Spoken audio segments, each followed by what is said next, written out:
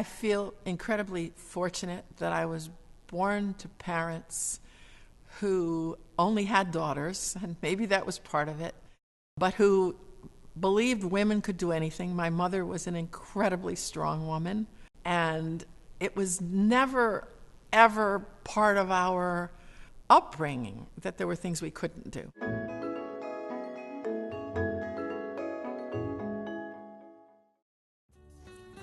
My graduate work was in anthropology at Cornell, and I was always interested in the relationships of cultures on child rearing practices and what that meant. And so when 2 years of grad school ended, we went in the Peace Corps, my husband and I. We were going to learn about other cultures, and we were very, very lucky to have been sent to Peru. My first assignment was to take over a preschool, so I had a bunch of little 3- and 4-year-old kids in a metal building with a dirt floor and hardly any materials to work with. And I had never taught preschool, but you just sort of do what you did.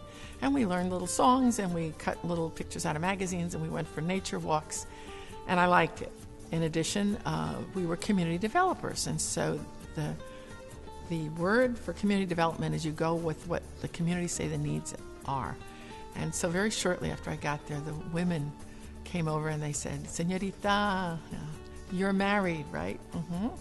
"You don't have children, right?" I said, "Mm-hmm." "How do you do that?" And that was the beginning of a birth control project that was actually very successful in that little community as well.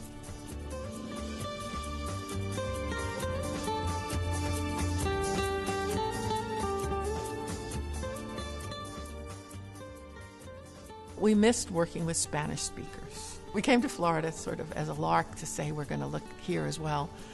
And my then husband fell in love with a little community action group in Homestead.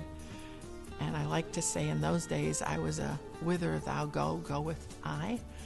And I went, and I immediately saw this ad for RCMA, went down, fell in love with the kids and the staff, because what's unique about RCMA, and was unique then, is the people that work in the centers are themselves former farm workers. I've been with RCMA for 40 years, and when I came, there were 3 child care centers in the Homestead area. I was the first professional that they hired. I was an education coordinator.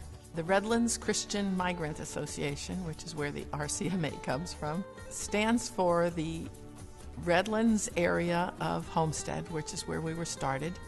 It's what the agricultural community is called.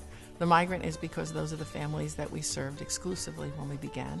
The Christian is interesting. The Mennonites started us, and we like to say the Christian stands for love your neighbor, because they are very big at practicing and less so at preaching. And of course, the association is we're a nonprofit 501c3. Our short mission statement is we open doors to opportunities. And that is not just for the children, but for the staff and for the parents. So I would say I'm proudest of watching the incredible gains.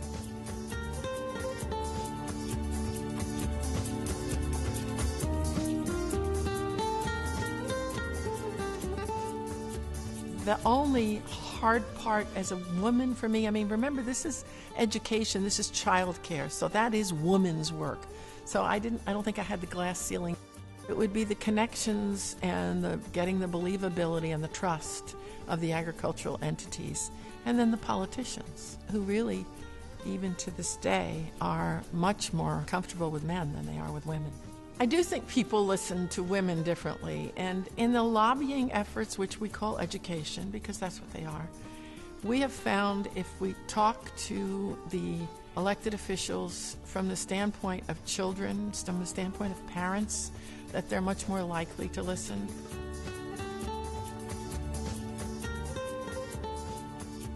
I was incredibly lucky to have my mother living with me, which gave me the after-school care that my kids needed. My children say I was a good mother, but you still beat yourself and say, working all those hours, doing all those things, was I really as good a mother as I could have been? I'd like my legacy to Southwest Florida to be a broader understanding of diversity and the richness that it brings to us as an area, as well as a state, as well as a country.